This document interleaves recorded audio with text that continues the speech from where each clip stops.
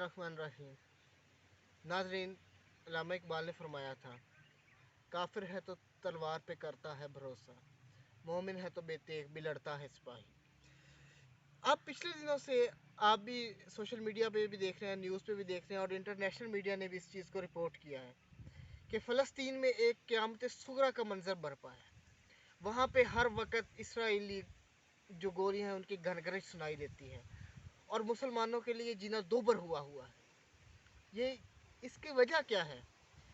हुआ ये कि कुछ इसराइली जो इंतहा पसंद हैं वो एक दिन बनाते हैं, उसको वो उन्होंने नाम दिया हुआ है यरूशलेम डे, और वो हर 9 मई को इस दिन को मनाते हैं।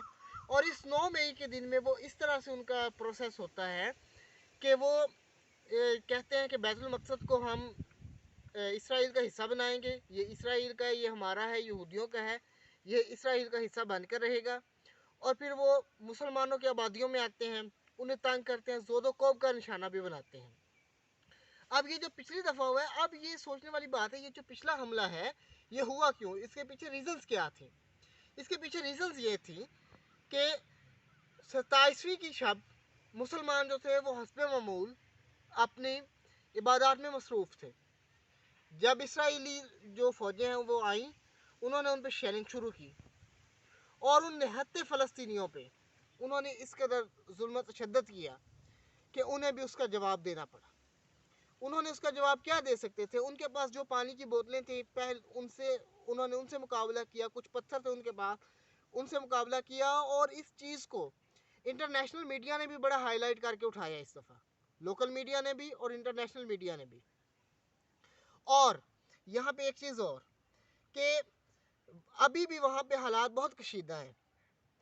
इस दफ़ा क्योंकि रमज़ान के आखिरी अयाम थे, मुसलमान अपनी इबादत में मसरूफ़ हैं और उन्होंने आकर आंसू गैस की शेलिंग की, उसके बाद हैंड ग्रेनेड चलाए और बेचारे फ़लस्तीनी जो थे, बेसरो-समा फ़लस्तीनी जो हैं, उन्होंने पत्थरों से और उनके पास जो बोतलें थी उनसे इस चीज़ का अपना दिफा किया। जो अब हुआ कि अब तक जो रिपोर्टेड हैं उनमें 215 जो हैं वो फ़लस्तीनी बेचारे ज़ख्मी हुए हैं और 35 रिपोर्ट हुए हैं जो इसराइली फ़ौज, और वो भी ज़ख्मी रिपोर्ट हुए और वो भी मामूली से, यानी कि वो इस किस्म का स्वेयर नहीं है। लेकिन उन्होंने क्या किया है, उन्होंने गोलियां कुछ इस तरह से चलाई हैं कि जो मेटल बुलेट्स थी, यानी कि मेटल बुलेट पे उन्होंने जो प्लास्टिक की बुलेट्स हैं वो चढ़ा के, उसके खोल चढ़ा के वो मारे हैं, जिनसे वो गोलियां आर पार भी हुई हैं। और हिलाल अमर वालों ने वहाँ पे एक आर्जी कैंप तैयार किया है कि जहाँ पे उन मुसलमानों को फैसिलिटेट किया जा रहा है।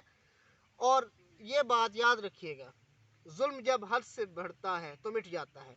अब वो दिन दूर नहीं, जिस तरह अज़रबैजान ने आर्मीनिया से खुद को आज़ाद करवाया, जिस तरह कश्मीर अपनी जद्दोजहद कर रहा है, और जिस तरह अब फ़लस्तीनी भी अपनी जद्दोजहद और एक गुड कॉज के लिए अड़े हुए हैं। आखिर में परवरदिगार से ये दुआ है कि ए परवरदिगार, मुसलमानों को आसूदगी अता फरमा, मौला हमें कामयाबी अता फरमा, इस्लाम का बोलबाला फरमा। इसके साथ ही मैं आपसे इजाज़त चाहूँगा। अगले व्लॉग के लिए मुझे दीजिए इजाज़त। पाकिस्तान हमेशा के लिए पाइंदा।